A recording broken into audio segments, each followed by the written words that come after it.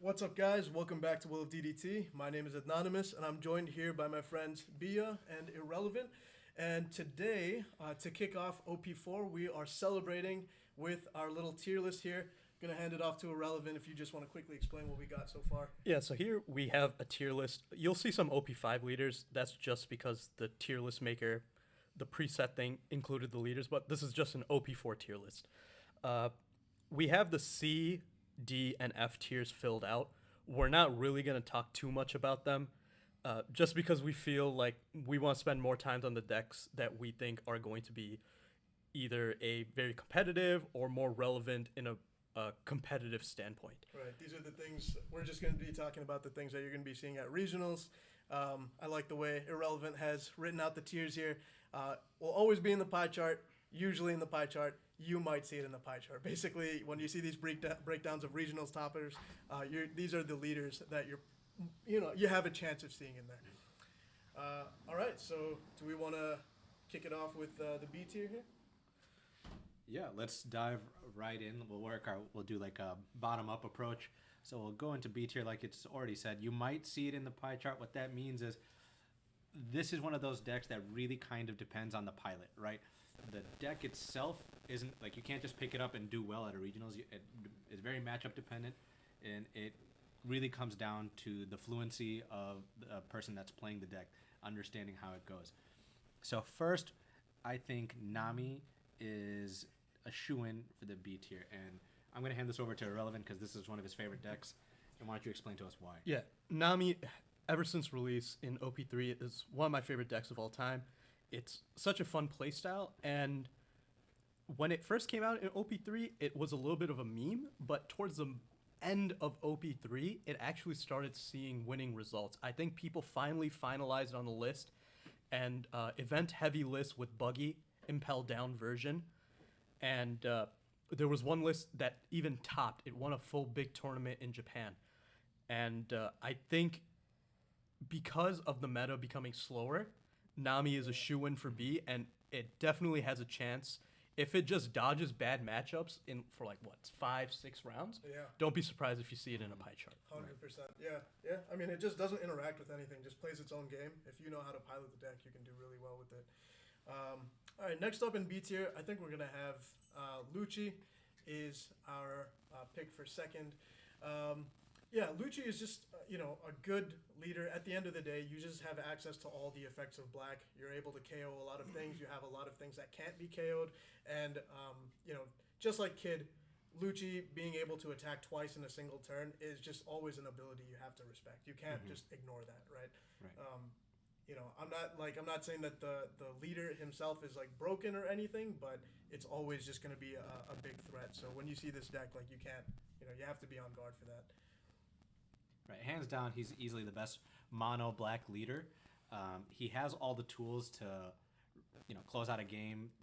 A restanding leader is definitely really strong. UnKO'able blockers. It does well into yellow, but because we're going into a more blue heavy meta where there's a lot of dual color leaders that have access to blue events and blue removal, we're putting him at B tier. He still could do better, matchup dependent, but because blue is prominent and there's a lot of ways to bounce or bottom deck those UnKO'able blockers, we're putting him in B tier. Yeah, for sure. And there's no black tiers that came out. There's no black leaders that came out this set, right? There's no mono leaders this set, so they're all dual color. Oh yeah, that's true. Isho's the only one. Yeah. Well, there's Rebecca. Rebecca's gonna do Rebecca and Isho. So taking the best of both, but we'll get to that. We're jumping ahead of ourselves. For sure. All right, let's move on to the next one. We think Magellan, probably in the B tier, just the nature of Magellan. There's a lot of slower decks playing big bomb characters this set, and just Magellan sort of throwing that curve out the way, making it a little harder for them to hit that 9-10 dawn, slowing them down.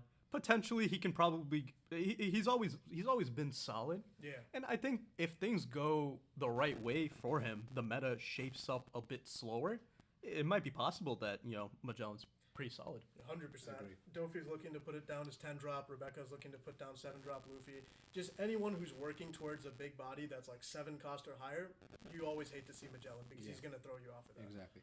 Magellan hits his mid range and prevents you from getting your top end on curve. I mean, you have 10 drop Kaido, Big Mom, Dofi, like, all these heavy hitters Yep. that just are not going to hit the board on time. Yep, exactly. All right, next up, guys, we have Kid. Again, I mentioned it before. Just a leader that can attack twice is always an ability you have to respect. Like, you know, you're always counting the number of attacks coming in, the number of blockers you have, the number of life you have, and this guy just throws that out the window. Yeah, there's not much to say about that. I mean, if you're playing it, you're playing, you know, some of the good film stuff or some just the general good green cards. Kid is always going to be a tough matchup. All right. Next up, we have Blurple Kaido, another personal favorite of mine. That was my OP1 deck. Didn't do that great in OP1. Now, because of the blue support, we get that Who's Who, we get that Searcher, and, you know, we have cards such as 10-drop Kaido, we have Red Rock. It does find its place much higher than the D tier where it usually was. Yep. Blurple Kaido, again, it suffers from the fate that it has. The leader ability is good, but at the same time, when you ramp up fully, he's a dead card. He doesn't do much. Yep. So that's one downside from him. Overall, I think Blurple Kaido, he's first of all, he's incredibly fun, and I would not be surprised at all if occasionally once in this OP4 set, we see him top one event, maybe. Yeah. And having access to both 10-drop Kaidos, purple and blue, I think is crazy. I mean, it sounds memey, but again, it's nuts. Yeah. 100%. All right, next up, we have Purple Yellow Croc. I'm going to hand this one over to you, Irrelevant. I know you've been playing this a lot on the sim, right? Yeah, a lot on the sim, and personally, this is not my number one deck of the set, but it probably is going to be the most fun deck that I play this set. It is just so incredibly fun. You get the ramping from yellow, you get strong cards. The ramping from purple, you get the strong cards from purple. You get triggers from yellow. You get healings. There's the 8-drop Croc is a purple card, but it heals you. Yeah. So it's completely it's a lot of fun. I think the reason we have it a little low on the B tier is it's just a deck that's waiting to be cracked by someone. Yeah. There's something it loses. It wins a lot of matches, but it loses like the same amount as well. But it's just a couple of tweaks here and there, and if someone is able to crack this deck, I would not be surprised if it finds its way on low A. For sure. Definitely agree. I mean, like, just on paper, when we were constructing this list, it just felt like everything Yellow Purple Croc wants to do, one of the higher tier decks does a little bit better. For sure. Right? But that's in a vacuum, right? I mean, once you hit 8 Dawn, this deck pops off. I mean, you have 8-drop Katakuri, you have 9-drop Yamato, you have the 8-drop Croc. Like, there's just so much sustain, it stalls out. But again, there's a couple of other decks in the higher tier that kind of had the same identity, right? So this is one of those decks that we want to keep an eye on for the format. Like Irrelevant said, this could very well be a lot higher. But we don't have the data to support it right now. All right, next up we have got Isho. This is a black-green leader. This is the color combination, funny enough, that I've been wanting since set 1. On paper, it sounds amazing. In practice, it's a little tougher to make it work out. There are a lot of things just to consider. I think like Irrelevant said about Purple Yellow Croc, this is one of those leaders that just needs to be cracked by the right person. I mean, you've got some people saying run the Rosinante. You've got other people saying that's awful. You know, go heavy on cards that restand Dawn at the end of the turn. Run things like Diamante and some of the Don Quixote package. It's just really tough to know. Some people want Wano, some people want Navy, some people want Supernovas, and it's just like really tough to know what to go for. But I think overall it's a really powerful leader ability, and you have access to a really cool package with the 2 colors he has. Right, Anonymous, I think you hit the nail on the head. Like, it's one of those leaders where the pieces are there, the tools for success are there. It's just, can it show up in practice, right? And we don't really know yet. And we don't want to base anything off of Eastern success, because Western meta just always ends up being completely different. Exactly. All right, next up, with a lot of disappointment, I'm going to put my favorite leader, Ace, in the bottom of B. True tragedy what happened to him, honestly. He suffered from red success, and he honestly actually did pretty well in OP3. A lot of people thought he was going to be dead in OP3, but he topped based on our, based on our tier list in OP3. He'd probably be in the top of B tier.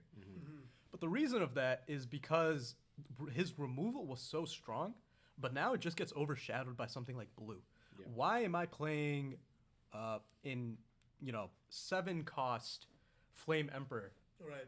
And potentially maybe I have to reduce the card, the power of a cost to be actually make that card active, when I could just use 6 Dawn for a red rock Right. Sure. instead. And it's so meta dependent. Ace just instantly loses to yellow. It has no chance. Yeah. It has no chance against yellow, and I think sneak peek we're going to see a lot of yellow in this set. So it's with a heavy heart I have to put Ace at the bottom of B Right. tier. Ace was the unsuspecting victim of the restriction list in OP3. They tried to hit Whitebeard, but they killed Ace. Yeah, exactly. And as Irrelevant said, sneak peek, Whitebeard is still alive and well this set. All right, next up, we are going to move on to the A tier. And in high A, we are going to put Big Mom. Really, this is just pretty simple, guys. Yellow already had a crap ton of good triggers that it could get off of life, and Big Mom is the queen of just stacking her triggers. And now we have things like Beige, where you can actually just stop your opponent from attacking. That can totally win game if that's in the bottom of life, and you can definitely do some mumbo jumbo with this deck to get it to the bottom of life. You have other triggers like the Sanji. There's just more tools for Big Mom to be super oppressive by stacking her life now. Right. I mean, both yellow decks, they're going to, like Irrelevant's been saying, yellow is going to pop off this set. They have access to the same tools, but we put this in high A because her leader ability doesn't offer as much consistency as Katakuri's does, right? She's not relevant. Her leader ability is not relevant until you hit 3 Dawn. Katakuri's always swinging 7 no matter what, right? It's not dependent on any situation. So yellow just gets an overall buff. Their curve is made perfect. I mean, they have things they can play on every turn. So it's their meta to shine. Yeah. Speaking of yellow, we have another yellow deck. Very interesting. Probably one of the most interesting leaders that has been dropped in a long time. Wackiest ability. I've seen. Craziest, most unsuspecting ability, and it's Queen. And he is literally, ironically, the king of just stalling a game out. It's so hard to close a game out against leader Queen because he will just keep healing over and over and over again. Yep. and you probably will just concede before you win or lose the game. And by the time he's doing that, he's got such big bodies on board. You can't even afford to do anything than just keep going for life. Blockers and big bodies. Yeah, that's this deck. That's it. If you're the type of person that rarely has plans, this is the deck for you because you can spend as much time as you need playing. I think this deck is going to give a lot of people nightmares. This is going to be a very toxic deck. I actually am so interested to see it at regionals because I think it's going to go to overtime every single round. Like, it's actually going to be... I think it might just lose because of going overtime. Yeah. I wouldn't be surprised if they ban mirror matches for this deck, just for the sake of time. Yeah, seriously. All right, next up, I think the deck that I will be playing the most in OP4 is Structure Deck Croc. And the support that Blue got this set, as crazy as it is, this deck is mostly an OP3 deck. There's like maybe six cards from OP4 that go into this deck, and they are Red Rock and 10-drop Kaido. And with those two, he just jumps into such playability. Yeah. Right. It is amazing. You get so much consistency with this deck, and he does it all. Yeah. He does everything. He's pretty good defense, a lot of blockers, heavy hitters, big bodies, and honestly, a really, really great late game ability. To be able to bounce a 5-cost unit. That could be a blocker that you could go for game. That could be a card that you just bounce back to their hand so they can't go for game to you. Yeah. Amazing card. I can't wait to play him. Again, it combos really well. Like, I've been a blue player since the game was announced, and what set 4 finally brings to blue is a way to answer anything that costs more than 7, right? And that's what blue has been missing all of this time, other than just trying to swing at it next turn. Now you can bottom deck things. that with Red Rock, you can bounce anything that's 8 or less with 10-drop Kaido. And the biggest body we had before was 9-drop Mihawk, a 9k body. Now we can go tall with 10-drop Kaido, and we have a 12k body on board. And as Irrelevant said, Mono Croc's ability is a combo piece. You spend your Dawn on whatever you need to that turn, and then afterwards you return the Dawn to bounce even more. So it's probably one of the best control decks of the format. Super scary for sure. And we'll stick to blue, and Bia will hand it right back to you for your This is bread and this butter. is where my heart is, right here. Blue Dofi. Again, I put it a little bit less than Croc. I think Croc is objectively the better blue leader, but Blue Dofi has access to the same things. It's just a little bit more aggro than control. You're able to go wide with Dofi leader ability, and then once you hit the later stages of the game, you still have access to 9-drop Mihawk, 10-drop Kaido, and Red Rock. So I think it's pretty simple, and it bottom decks everything that the higher tiers want to do. Again, it's a little bit of a wonky deck because it involves stacking your deck, so it's more of a big brain deck, so we can't put it at the top where it's just like if you pick this up, you're going to be good at it. It's one of those decks that rewards the amount of time you put in, but it has all the tools to beat the other decks in A tier and the decks in S tier. For sure. And then last up for A tier, we have got Yamato.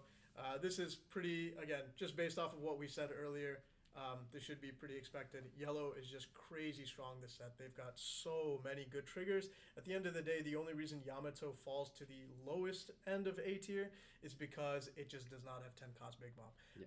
Not being a Big Mom Pirates, not having access to probably the most individual broken card in the game, like that really just puts a damper on this deck. But at the end of the day, being a 6k leader, when you're down to 2 life and having a crazy amount of triggers that you can possibly hit off of your life is just going to be really good. So it is a good consistent deck, but it's probably going to be the lowest of the mono yellow decks.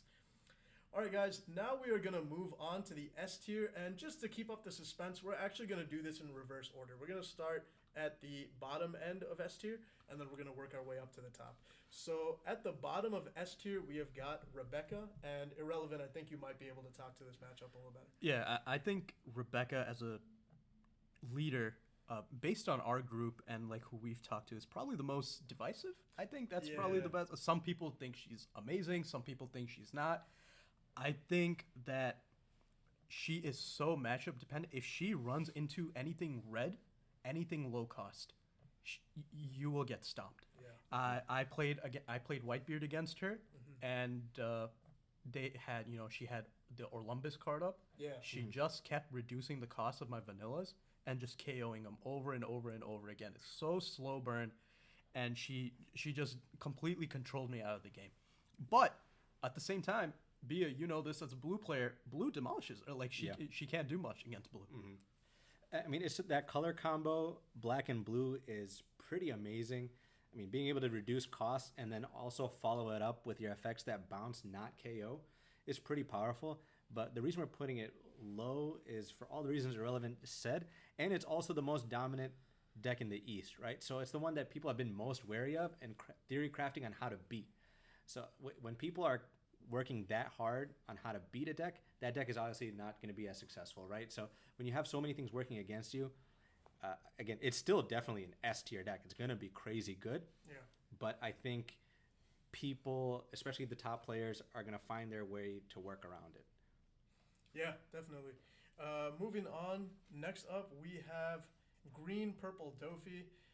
It feels weird putting him just second from the bottom, but at the end of the day, this is S tier, right? So like it's just minor differences from one to the next. Green Purple Dofi, I'm gonna let Bia talk about this. You've been rocking this on the sim and in real life now. Finally, you got the deck built. Very scary. I've seen it in person. Again, it's a beautiful thing because it makes the film package so much more relevant. Before, Film Kid was really good, but you only had access to the green film cards. Now having access to both, like Grand Tesoro, purple events, and Uta blocker, it's pretty insane. So this deck doesn't really have any inherent removal, but it floods the board and maintains such a wide and tall board state that it outpaces the rest of the removal in the game. Like, so every turn you spend as all 10 Don trying to get rid of one or two of their characters. Next turn you play one, and you could have up to 3 more characters that are swingable right back on it. And then don't even get me started with Sugar and 10-drop Dofi. Like, your characters are not going to be able to stay upright. I mean, I'm going to use one of Irrelevant's line. They're going to be so horizontal, it's not even funny. Like, it's just, you might as well just play them that way. So, I mean, the level of control is fantastic. It's going to reliably do what it wants to do. There's so much search. There's so much draw. There's very low variability. But again, where this deck kind of falls short is the lack of removal. It's just like, we're not good at removing, so we'll just flood the board. Yeah, and I'm fully expecting to see tons of Dofi starting off. Oh, 100%. Yeah, everyone and their mom is going to be playing Dofi. Playing Dofi. Agreed. Everyone. Agreed. And always, like, you're always going to see at least 2 Don up. Yep. And that's going to be infuriating. Yeah, no, that leader ability is so scary. All right, next up, guys, we are going to put Law just a little ahead of Dofi. So as the Law player out of our group here, I guess I'll speak to this a little bit. Law is always just going to be a good deck. His ability is maybe one of the most crazy abilities in the game. Just fundamentally plays different than everything else. Being able to get your on plays from your 2K counters and then recur them to hand is just nuts. He does struggle a little bit though in OP3. My personal experience was that Zoro running around with Fire Fist was pretty tough on the deck, and now with Rebecca running around with a lot of ways to remove low cost units, Law is going to have a tougher time. Having said that, if you adapt to those matchups and if you dodge those matchups, Law is just kind of similar to what Bia was saying about Dofi, able to flood the board with a lot of good mid-sized units that have a lot of ability to attack multiple times per turn. So, I mean, it's always just going to be a really good, consistent deck and one of those ones that rewards people who put the reps in and know how to play it. Yeah, and I think the reason is we kept talking about how much yellow there's going to be. Yeah. And Law is pretty damn good into yellow. Exactly. Yep, that's true. Next up, we are going to put the King of Hell himself.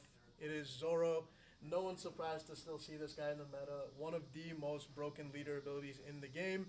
And honestly, he's probably going to stay here until the meta gets even more diverse and he just kind of bubbles out. But this is just a hyper-consistent leader ability, and nothing about his package has been restricted or nerfed yet.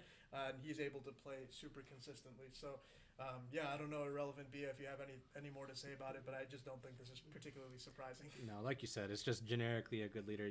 That'll never not be good.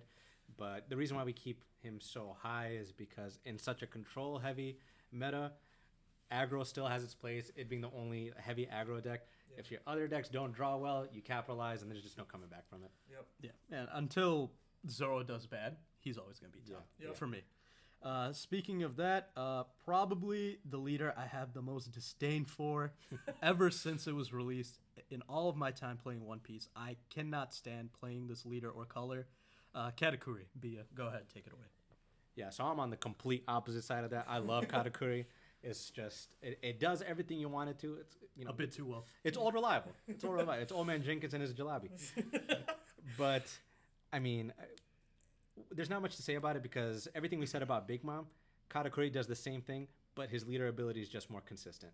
I mean, you have more triggers, you have more ability to be able to shape your life in the way you want to, and the stuff that's going to be coming out of there is just so much more detrimental. It's defensive and offensive at the same time. And you just stall. Your curve is perfect. You got 5 for 7s. You have 6 for 8s. It's very oppressive. It's very oppressive. 7Ks every turn with the vanillas filling in the gaps that Yellow previously had in his curve is just crazy. Yep. It's so good. We're gonna be seeing a lot of Katakuri, no doubt, a lot of Katakuri. And speaking of all reliable, this guy. Is anyone surprised to see White Beardo? Yep, at the top once again.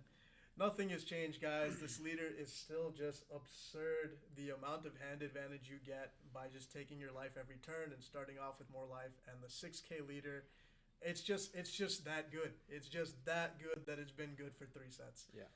The only way he makes his way down is if he's banned. That's it. Yeah, and if they ban the leader, and there have been talks, potentially restrictions are going to come out. Maybe they change up the restrictions. If any of those restrictions change in favor of red, it's over. Like this deck is just going to get better. And like we said, a lot of yellow, Whitebeard does so well into yellow. Yeah. And it's just so tough. And I really think unless something drastic happens, you're going to be seeing a lot of Whitebeard's face in that pie chart. Mm-hmm. Yeah. If anything, we'll just release a follow-up video of just his face here. We're just going to wipe everything else off, and that's the meta. You shouldn't be playing anything else. Yeah, no, so, I mean, some of this was a little predictable, some of this was a little surprising, but I'm definitely interested to see how our predictions hold up.